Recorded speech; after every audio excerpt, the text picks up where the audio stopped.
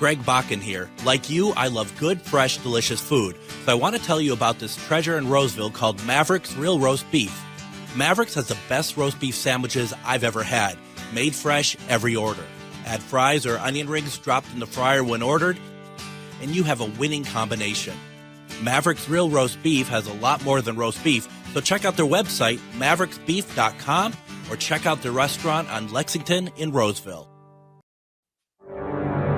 The views expressed and the opinions given by the individual host, guest, random reptoid, or chupacabra may not necessarily reflect those of AM 950 Radio, its affiliates, or its sponsors. Now, it's time to step into the unknown.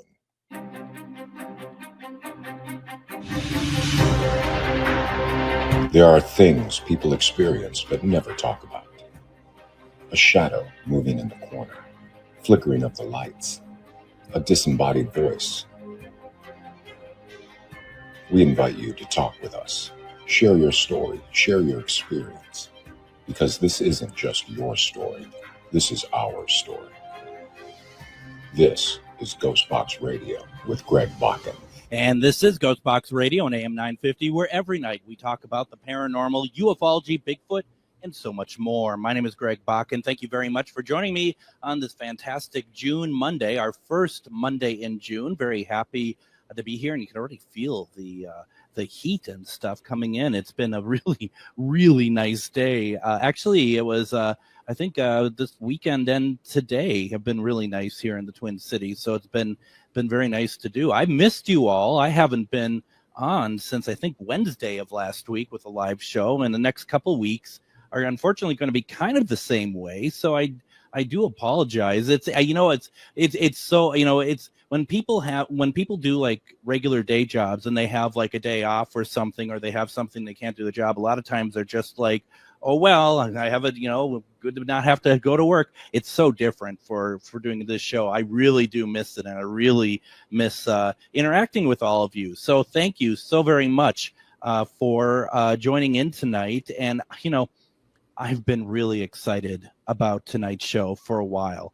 For me, when you take the sort of this idea of a president that you really didn't know what he was doing a lot of times in office, you take one of the most famous people in as a celebrity at that time, and I find him one of the most interesting people ever, to be quite frank.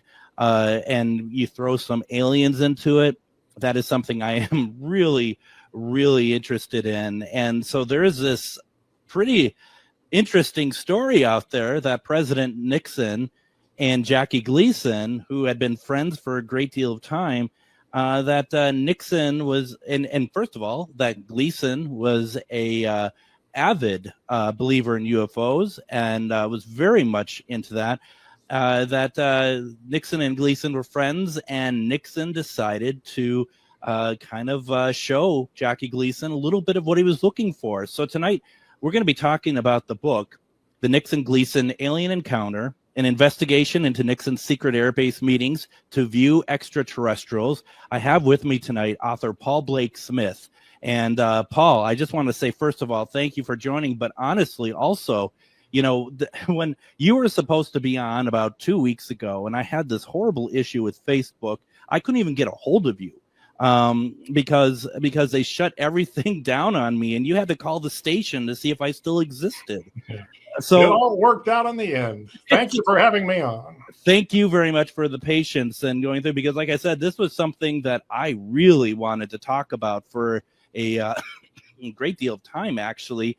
And it's so interesting. You and I were talking prior to the start of the show. And first of all, anyone who has questions, please go ahead, put them into the comment section. We'll get to them as best as we can. But one of the things that we had talked about beforehand is when this was happening. Let's see, that was if I'm not mistaken, that was in 1973 that this took place. We are looking at 51 years ago now that this had happened. And, I'm pretty sure most of the people on here know the key players, but maybe not everyone does. I mean, I think we all know for sure President Richard Nixon, right? Right. He was the president, the only one to resign in scandal. The Watergate scandal caught up with him. And that's even part of this story with Jackie that it figures in.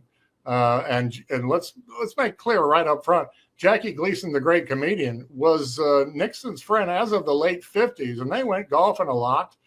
They were both conservative, and they both liked to tipple a little, and they had 2 teenage daughters apiece. And they found a lot in common. They both perspired heavily. They shared their views. And Jackie was obsessed with one subject that Nixon really wasn't. But he never opened his mouth until 1973 about what the government knows about alien visitation. Jackie probably badgered him a lot, as he did a lot of famous people and not so famous people. He was so obsessed with UFOs, he would buy all the UFO books and then call up the authors and quiz them, and then call up the subject matter within the books and call them up. And, everybody wants to talk to Jackie. So he used his fame and his power and maybe even his money to get the lowdown. He was obsessed with, I want the hard truth on whether we're being visited. And at first he offered $100,000 to anyone who can show me the hard proof. And he pumped it up eventually to $500,000 as the decade of the 60s went on. And then eventually by the early 70s, $1 million if anyone can show me hard proof, indisputable proof that we are being visited. And Jackie made sometimes up to $10-15 million per year. So it wasn't really that big of a stretch to you and I. Oh, boy, we would like $1 million, especially back in the late 50s or 60s, right, when that was a ton of money. Nope. So he finally got a taker when Richard Nixon was caught in the Watergate scandal. His henchmen were caught breaking into the Democratic Party headquarters, and they needed money for lawyers and to keep quiet, to not talk to investigators. It was essentially hush money. And in the Watergate tapes, Nixon was bugging himself in the White House in January of 73. Nixon says aloud, "Where are we going to get this darn hush money?" He was really anxious and upset about it. And just after the Jackie Gleason incident of February 19th, 1973, a few weeks later, Nixon could be heard calm as can be, saying, "Oh, I know where we've got that. That's not a problem, this hush money that we need for the Watergate burglars to keep them quiet." Nixon and Gleason shared the same lawyer named Herb Kalmbach, who got caught and arrested and tried and went to jail for distributing large bundles of cash to the Watergate burglars to keep quiet. Now, to this day, officially, no one knows where Herb got this money. But can we put one and one together and get two? Jackie was a big financial and emotional supporter of Richard Nixon. And he was also a big gambler, right? Yeah. So, well, kind of. He liked to bet on golf. Right, right. Hope, especially. Well, and it's funny because I knew that money was being exchanged, and I thought, I foolishly thought it was, still for like a party donation or whatever. But when you say that, when you lay it out, that makes a great deal of sense, and that's like one of the ultimate perks that you could ever possibly give to somebody who's interested in that sort of thing. Yeah. So for those who, as Paul had mentioned, Jackie Gleason was very much into all this, and he was a huge star even still in the 70s. He still commanded quite a bit. He obviously most everyone knows him from The Honeymooners, which is odd that his favorite catchphrase is "to the moon, Alice." But he was, he did so much beyond that, being very much a variety show, and he had so much power that they moved his show from New York to Florida, right? Yeah, Jackie demanded of CBS, "You want me to continue my variety show? Fine, let me move to Florida where I can play golf every day." That was his desire. It was much warmer, and he was obsessed with golf, went overboard. So CBS agreed, and they moved lock, stock, and barrel to Miami Beach. And every week, Jackie's show was live from Miami Beach, Florida.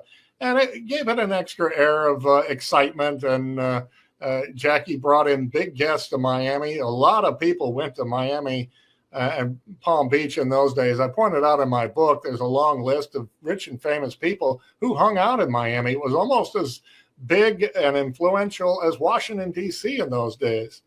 But by February of 73, Nixon was on top of the world. He had won re-election.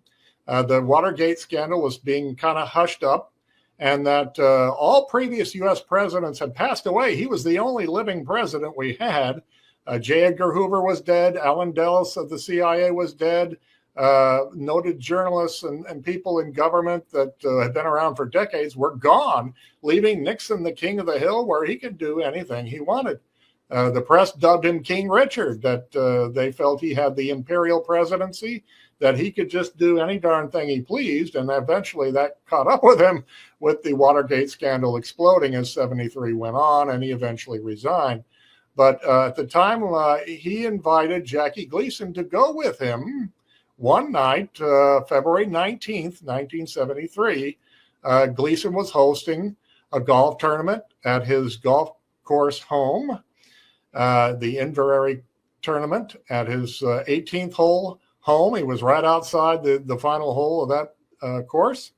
And Nixon arrived by helicopter that very afternoon. And Jackie got in a golf cart and went racing over to greet Nixon as he landed on a helipad at the golf course. And I talked to one of Nixon's assistants. Very few people left alive from those days. And he said, "Oh, I remember that."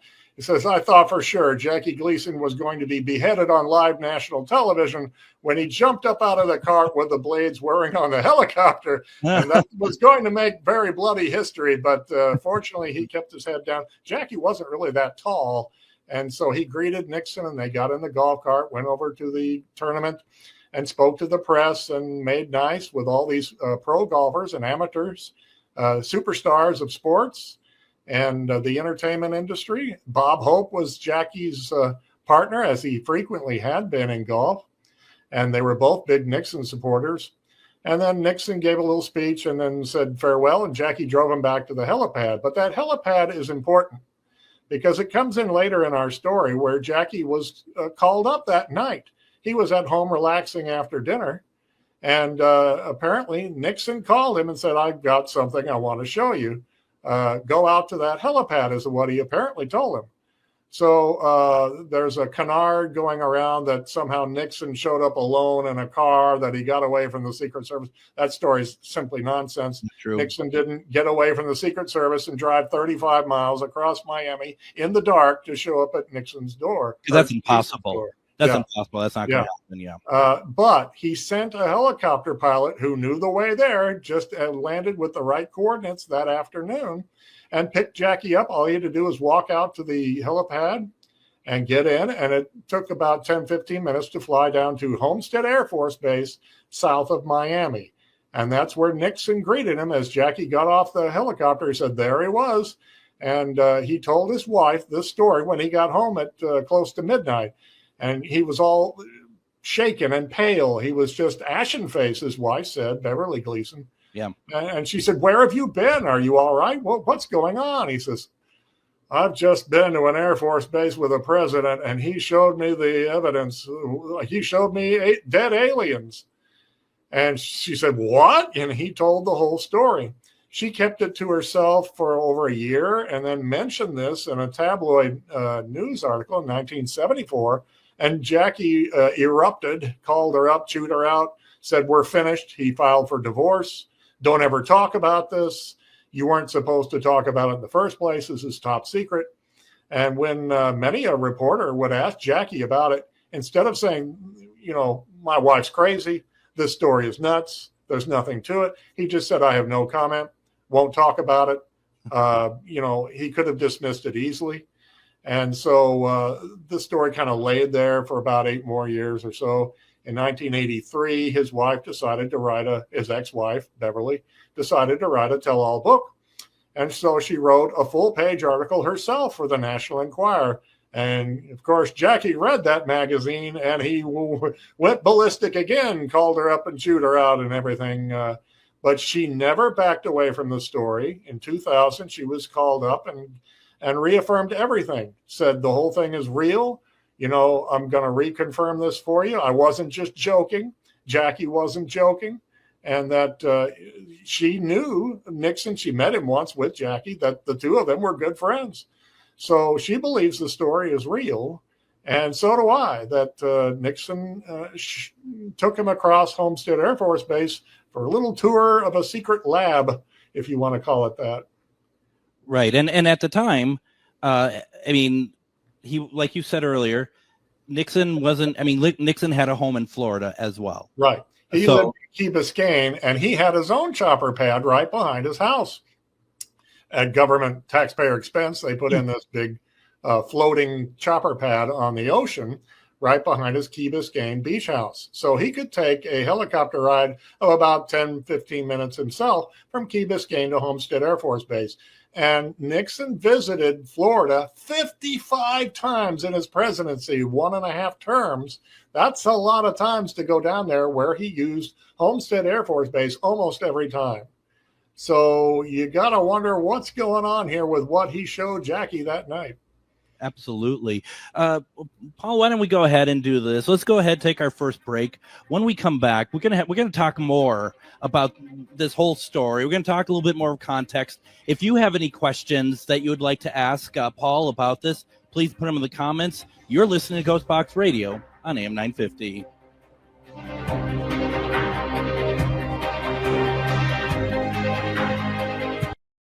Greg Bakun here. I've told you about the out-of-the-world roast beef sandwiches at Maverick's Real Roast Beef, but I haven't told you about their Philly steak sandwiches, turkey bacon avocado sandwich, BLT, crispy chicken, fish sandwiches, brisket, or pulled pork. Okay, you get the idea. They make a lot of delicious food to the same standard as their famous roast beef sandwiches, and now I'm starving.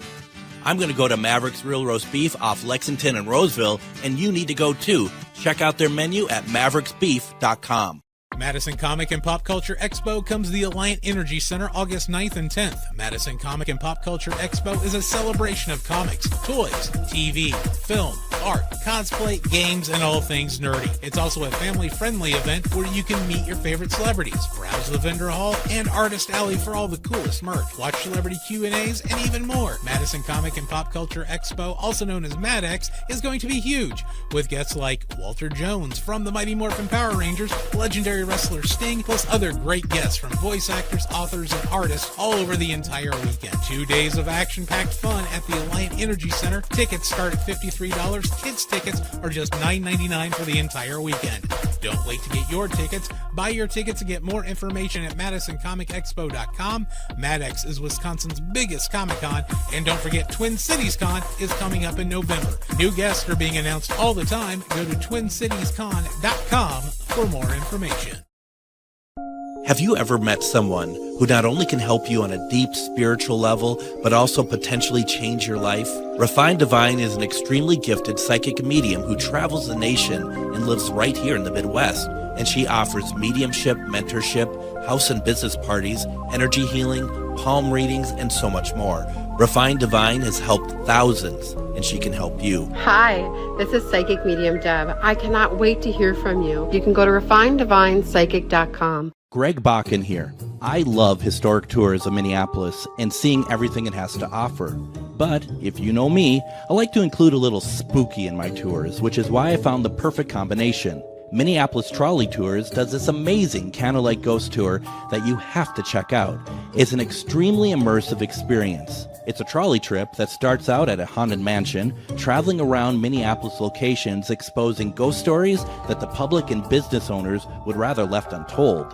Then a tour of the aforementioned haunted mansion where ghosts of past residents from the 1800s reside, plus a lot of surprises to discover. Next, experience Gertrude's After Hours. Did I mention Gertrude is the mansion's most famous ghost? Maybe she'll show up. And you finish up the tour at Gertrude's Lounge in the haunted basement of the mansion with refreshments and Q&A. The trolleys are climate controlled and the mansion is restored to perfection. Check out MinneapolisTrolleyTours.com for more information.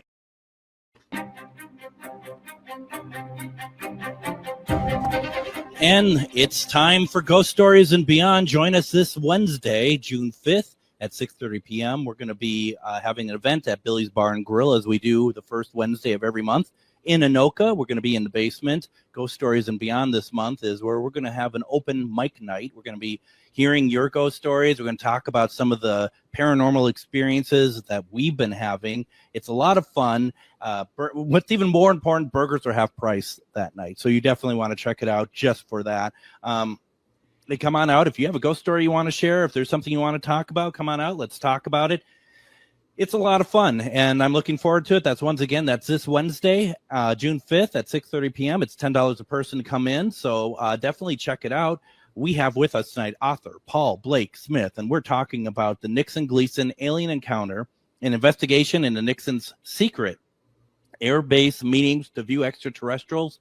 It's available on Amazon, but as always, I just ask if you could possibly get it through GhostBoxRadio.com. Look up GhostBox Book Club. We have a link there, and we get a little something from it, which not gonna pay for new wallpaper in here, but it's nice, right? But it's such a fascinating story, Paul, and we're obviously there's stuff we want to talk about here, but we also want to make sure we leave something so that you can enjoy the book as well. Don't want to give it all away, do we, Paul? No. I'll preface my remarks by saying I've never seen a UFO. I've written about these sorts of stories, first with the Eisenhower encounter, the book from 2020, and this Nixon book is a bit of a sequel. But I've never seen anything from another world, never seen an alien. So I listen to other stories, and I don't believe everything I've been told. Nope. Yeah, I come from a rather cynical family, but I believe the Nixon story is valid. It is correct, and that Jackie did say these things. And when I went to the presidential records of Richard Nixon, they're digitized. You can go online, and for that particular night, they stop at 8:30 at night, and it says a document has been removed from this file. So, it doesn't tell you where he went that night. It just happens to be removed, and you can't. How suspicious is that? Yeah, not at all, Paul. Not at all. Coincidence. Linda in the comments, she asked if you could hold up the book and show it proud. She says she wants to see the book. Nope, the other camera. There you go. Yep, and it's a great book. I've been reading it, and there's so much great information. I got a couple questions in the chat I'd like to share. First of all, Linda had asked a question, and I think she got to us a little bit late. She says, hasn't been told why of Nixon's choice of showing Jackie Gleason the dead aliens. And I do recommend listening to the first segment. It's very interesting how Paul lays it out. It's also very historic, too. Yes. It actually adds to history quite a bit. We'll just say, to summarize, Nixon needed hush money. Jackie Gleason was extremely wealthy, very supportive of Nixon, and had been offering for many years a huge sum of money by the early 70s, $1 million to anyone who can show me the evidence, the hard proof for extraterrestrials visiting Earth. And I think Nixon took him up on this offer that finally he's going to finally shut him up. Another small factor was Jackie Gleason's birthday was coming up in just a few days. What do you get for the man who has everything except what he really wants was that hard proof? And, he's your friend, and why not? You're president of the United States. You can do anything you want. I love it. Bruce asked the question, any thoughts as to why it's a Homestead Air Force Base was the place that alien bodies were taken versus someplace like Area 51?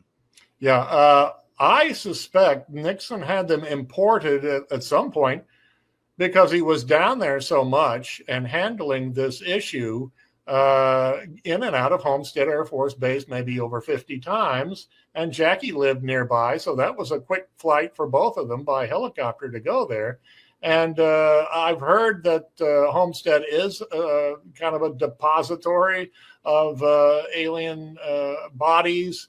I don't know about crash materials, but there is a source who claims, and I haven't been able to contact him, he claimed that Gleason went there that night and saw more than just 4 dead alien bodies. He saw what they arrived in originally on planet Earth, and I put it that way.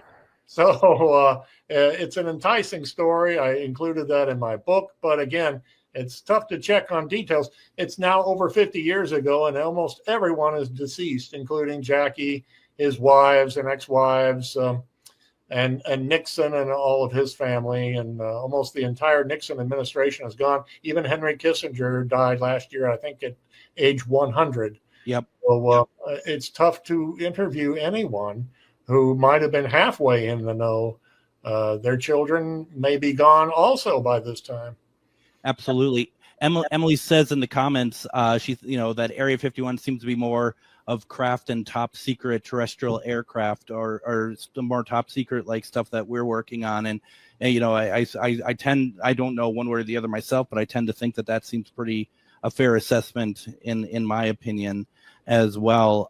It's gosh, everything about that is interesting. And, right away, other things kind of come to my mind, because sometime around this time last year, we had an interview with a gentleman who had really made his life work to kind of do research on Roswell back in the day.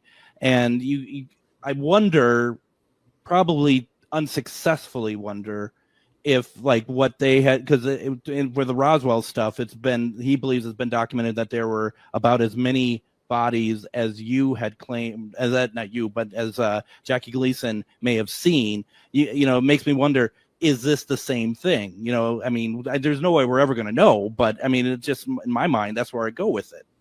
Have you ever heard of the Hopkinsville UFO or alien assault on a family in Hopkinsville, Kentucky, 1955? Does that sound familiar? It doesn't to me. No, I'm intrigued.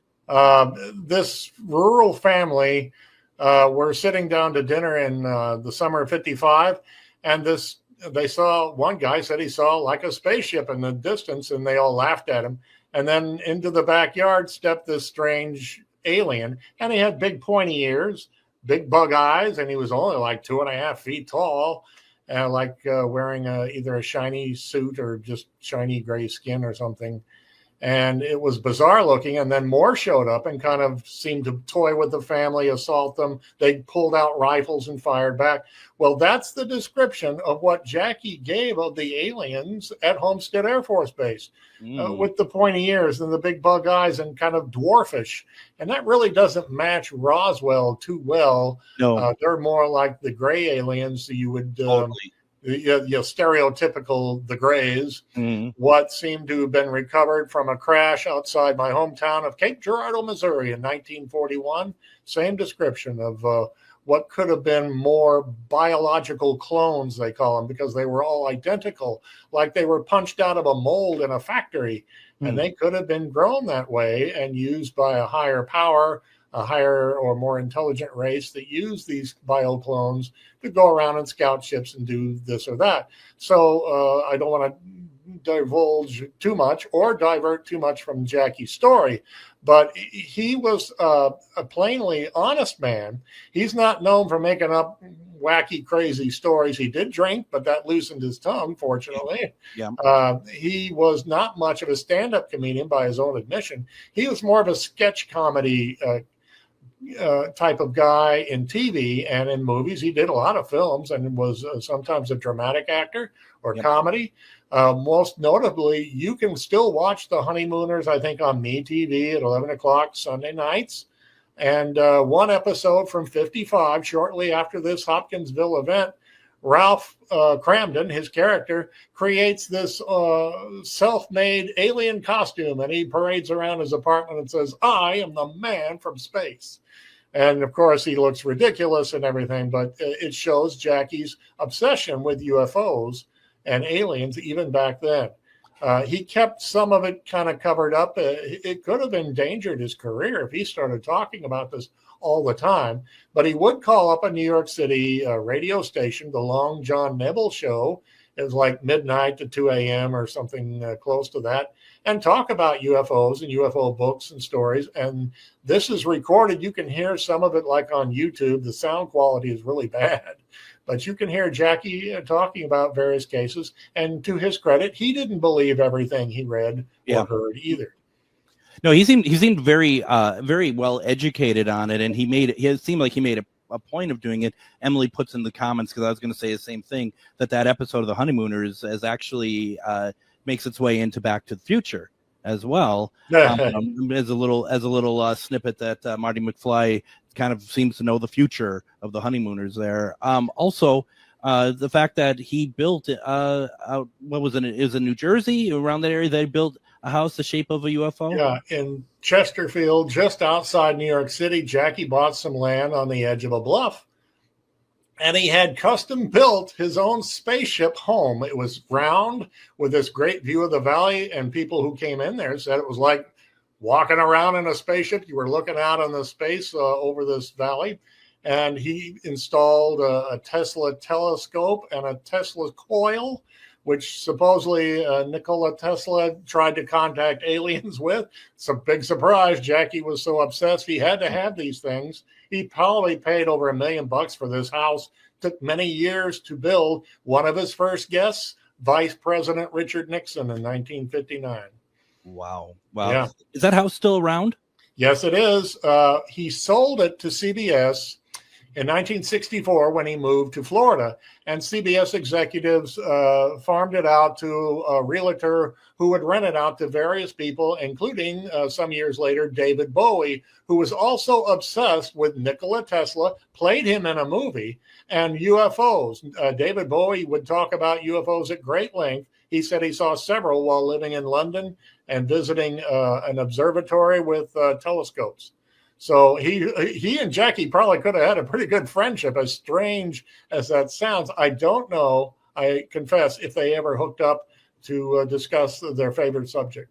And John Lennon could have joined them a little bit, maybe to a lesser extent, but he had that. Right. He had his own UFO sighting in August of 1974. Yeah. And he was, even previously to that, in the late 60s and 70s, he went to like a psychic to talk about meeting UFOs. They were going to make contact and nothing ever happened. He subscribed to UFO magazines, apparently one that David Bowie, as a young man, went to work for in the late 60s before he became famous. He was so obsessed with UFOs, he volunteered for a job at this magazine, and he got paid eventually to help write these articles and put together a UFO, I forget the exact title of it, but a periodical in London. And so Lennon subscribed to that. According to May Pang, he still would collect these things, and she still has his collection of UFO magazines. Wow.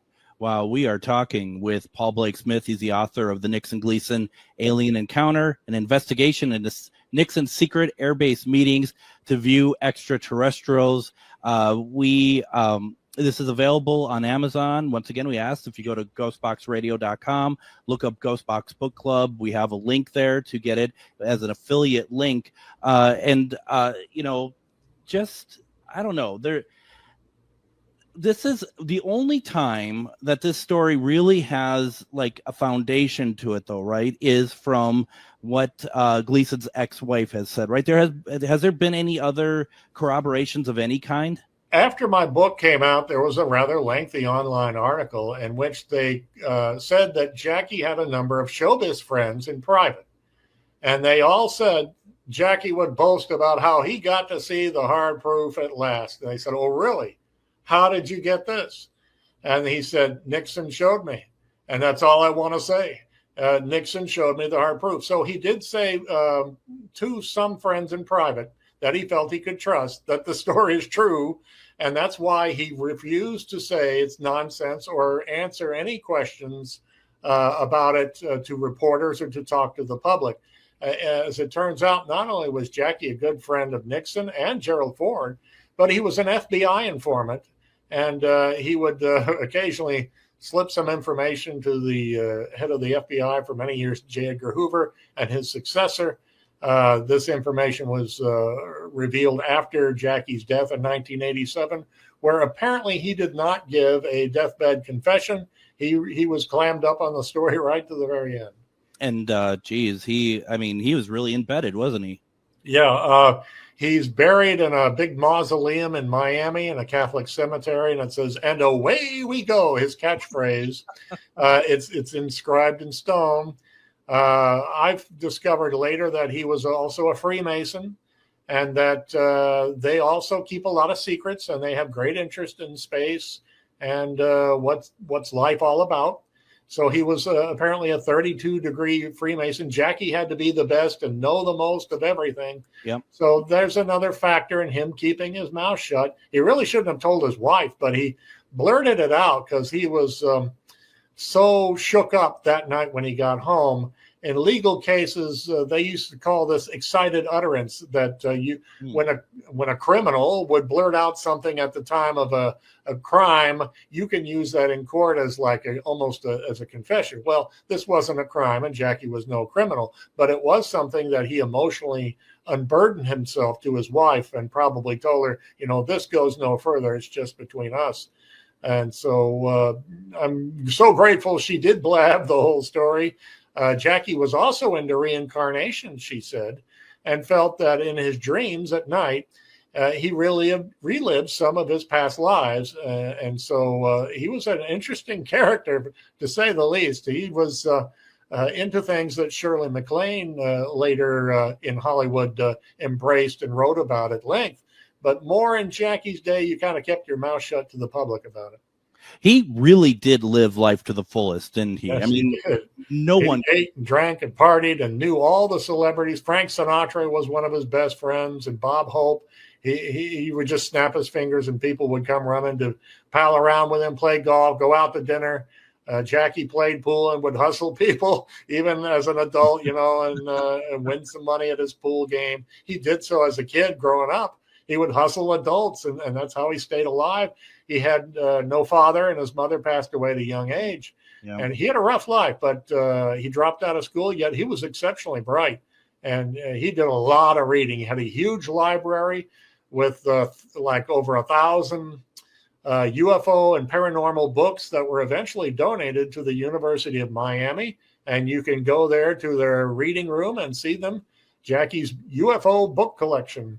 And he read all of them. Devoutly. He really read everything. Oh, yeah. He was getting read and reread, yeah. And got hundreds of books a week. It's just incredible. Paul, why don't we go ahead and do this? Let's take another break. When we come back, I also want to talk about presidents in general and UFOs a little bit. And also any questions that anyone has, any comments, please continue to give them to us. We have more to get through. You're listening to GhostBox Radio on AM 950.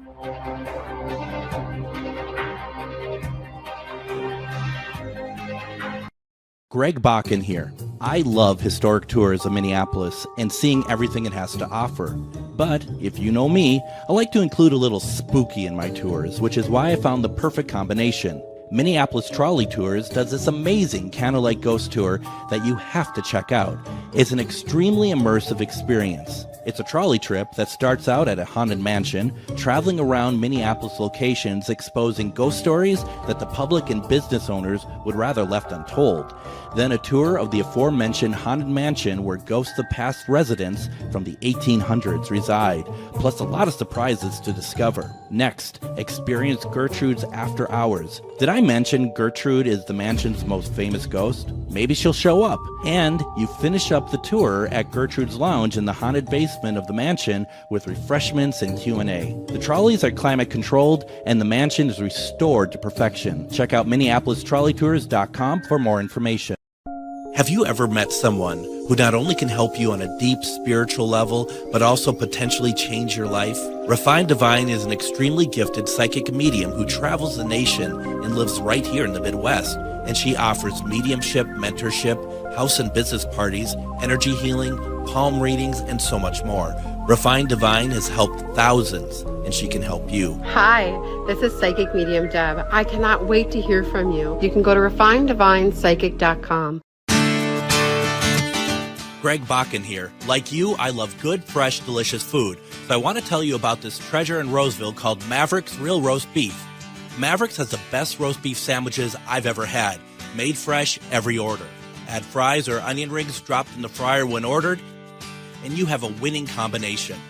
Maverick's Real Roast Beef has a lot more than roast beef, so check out their website, mavericksbeef.com, or check out their restaurant on Lexington in Roseville. Madison Comic and Pop Culture Expo comes to the Alliant Energy Center August 9th and 10th. Madison Comic and Pop Culture Expo is a celebration of comics, toys, TV, film, art, cosplay, games, and all things nerdy. It's also a family-friendly event where you can meet your favorite celebrities, browse the vendor hall, and artist alley for all the coolest merch, watch celebrity Q&As, and even more. Madison Comic and Pop Culture Expo, also known as MadX, is going to be huge, with guests like Walter Jones from the Mighty Morphin Power Rangers, legendary wrestler Sting, plus other great guests from voice actors, authors, and artists all over the entire weekend. 2 days of action-packed fun at the Alliant Energy Center. Tickets start at $53. Kids tickets are just $9.99 for the entire weekend. Don't wait to get your tickets. Buy your tickets and get more information at MadisonComicExpo.com. MadX is Wisconsin's biggest Comic-Con, and don't forget Twin Cities Con is coming up in November. New guests are being announced all the time. Go to TwinCitiesCon.com for more information.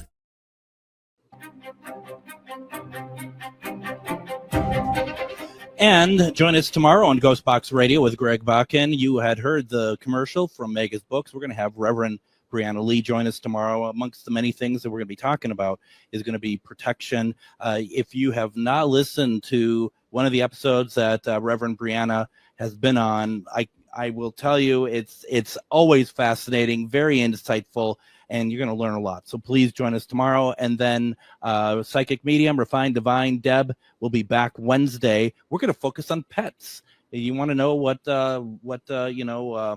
Felix, your cat, is up to, or what they're thinking, or what happened to them in a past life? Go ahead, ask the questions. I think we're going to try to focus on that when she's on Wednesday, and it's always a lot of fun. It's a lot of fun to be able to have her on. So we're doing that, but right now we are finishing up here with author Paul Blake Smith. What a fantastic episode. This has been so much fun. The book is called The Nixon-Gleason Alien Encounter, an investigation into Nixon's secret air base meetings to view extraterrestrials. And, because, Paul, the story itself about Nixon and Gleason, as far as like going to the Air Force Base and seeing these bodies, that's a small, in a way, it's a small part of it. What else is filling up this book? I do talk about the possibility that Bob Hope might have gone to Homestead Air Force Base as well. What did Bob do after he got home from the golf tournament in February of 73? He greenlit the construction in Palm Springs, California, of his own UFO house. For some reason, he has this big circular spaceship-like house, custom built, and you can see it to this day. In fact, they call it Bob Hope's spaceship house or UFO house. It's on the edge of a kind of bluff in Palm Springs. What would cause him to do that? He was close to Jackie, close to Richard Nixon, and had a lot of money. He was like the wealthiest man in showbiz thanks to his investments. So I'm suspicious, and I write in the book about why Bob Hope did these things, possibly because he went along and gave maybe $500,000 or $1 million to. I admit that's speculative. But there's other things about, as I've mentioned, David Bowie, John Lennon. And then there's the date, February 19th. It was the exact 19th anniversary of what President Eisenhower did in Palm Springs, California. He was on a golf trip, just like Nixon was golfing in Florida. And he went to Edwards Air Force Base at night and supposedly met with some friendly human-like aliens who were like cousins of human beings. They were looking, according to one eyewitness, a lot like us. And so Eisenhower kept that covered up, but the date was February 19th. 10 years later, I looked it up in the digitized records of then President Lyndon Johnson. And on that exact date, he calls up Dwight Eisenhower, living in his retirement in Palm Springs. And the next day, Johnson flies all the way out to Palm Springs and huddles with Eisenhower in private for a couple of times. And there's some gaps in LBJ's schedule. And then he gets on his plane and flies back to Washington. So it's as if there was a treaty formed, some say quite seriously, by Eisenhower. And after 10 years, it may have needed upgrading, amending, or ending. And now Nixon shows up on the 19th anniversary, exactly February 19th, 1973. And I looked up his records, and a lot of them are missing files or missing pages, or data was not recorded for the February mid-February of 1974, which would have been the 20th anniversary, although on the exact 19th date, Nixon had flown back to Washington, D.C. So something could well have been up the year after. Whether Jackie was involved in that or not, I don't know. But even with President Ford, Jackie invited him down to Miami, and they golfed together at Jackie's special celebrity pro-am golf tournament. And whether the two of them ever discussed UFOs, I don't know. But Ford was familiar with the 1966 Michigan wave of UFOs and even encouraged a congressional investigation. He was curious about UFOs himself. And then the story kind of dies out. I'm not sure how much presidents knew after Ford, Carter, and Reagan, who had their own sightings. Carter and Reagan did. And beyond that, it's becoming more and more mysterious how much presidents are informed. We see Clinton, Bush, and Obama go on late-night talk shows like Stephen Colbert, and they'll just give a joke answer because the hosts want to know. Jimmy Kimmel and Jimmy Fallon, Stephen Colbert, they ask him, are we being visited or not? And they'll give a kind of a jokey answer, or I can't tell you, I can't talk about that, which, is an answer in itself. If you still can't talk about it, 10, 15 years after you've been president, something's going on, and it's top secret. And that if it wasn't, they could just dismiss it out of hand, say, I don't have any information. We're not being visited. But they never say that. No. And I've always my personal theory has always been that generally presidents don't know, because I really feel like of the last, 20, 30 years of presidents, that at least one, I don't think would be able to keep their mouth shut about whether or not what there is out there. So I don't know. It'd be very interesting. Now Emily asked the question, was Eisenhower in Skull and Bones? Not to my knowledge. No, he was in the military, and he was not a Freemason either. I don't think he was much of a joiner. He was a serious man. He was in charge of the troops in the Allied effort in World War II in Europe. And men's lives were at stake and the whole future of democracy. So he wasn't a jokey kind of guy. There is a story that he was confronted with many of these tales of Foo Fighters, is what they call these lights or discs that would fly over Allied planes in the war effort in Europe. And he wanted it covered up. That he and Churchill were supposedly huddling about this even back in like the 1940s. That they felt that it would harm people's faith in Christianity, and they might disrupt society in some manner. They were all deathly afraid of a scenario like the War of the Worlds radio broadcast in 1937, where people, not that many, but some did panic and grabbed their guns and went out in search of aliens landing in Grover's Mill, New Jersey, or around the country. Some people barricaded themselves in their homes, not realizing that radio play was just fiction. So that had to weigh very heavily on all U.S. presidents from Roosevelt, Truman, Eisenhower forward, that if you start talking about this stuff, the American people may not be ready to hear this. And even a friendly landing to speak to human-like aliens was just going to be too much. Eisenhower supposedly told that to his alien visitors on February 19th, 1954. He said, our world's not ready for you. We don't want you starting a panic. And so you're going to have to leave, is what he told them, as friendly as they were and as friendly as he tried to be. So I think they formed a bit of an agreement, maybe something even written down that says the alien creatures will come here, possibly at a base in Nevada in private, in secret, and otherwise keep it kind of at arm's length. Don't land in any major cities. Don't touch off a panic.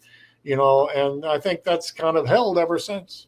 You got to wonder, not that necessarily that the end result would have been any different, but if Orson Welles' War of the Worlds never happened, if that radio broadcast never took place, if there would have been because we wouldn't have known the reaction, if the approach to UFOs may have been a little bit different. Like I said, I'm not saying that the end result necessarily would have been any different, but I mean, it did really set the tone, didn't it? Yeah, it's an interesting scenario that you present there. I think our government and our military had generally always had, when in doubt, cover it up, keep it quiet until we can study this issue. We don't want the public finding out.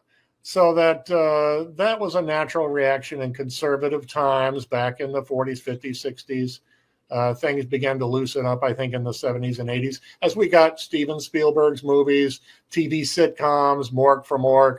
It was Star Wars and thinking about life on other planets. People are much more open-minded and ready to hear the truth, I think, on this. And yet our government is still slow playing this, still hushing things up. Congressional hearings haven't produced a whole lot. And yet you hear from these congressmen who say, oh, we're getting lots and lots of stories, lots of confirmation that we know we're being visited. Okay, where's the proof? Get it out there. But they're just covering it up for some reason. Still afraid to release that data. When we are about 5.5 minutes out from the end of the show here. What are your thoughts on the congressional hearings that took place last year? I mean, do you think that? I mean, you kind of allude to it. Do you think that we've made some good ground with that, or what's your thoughts? I think we have, and the government is still rattled and still wants to keep it locked up.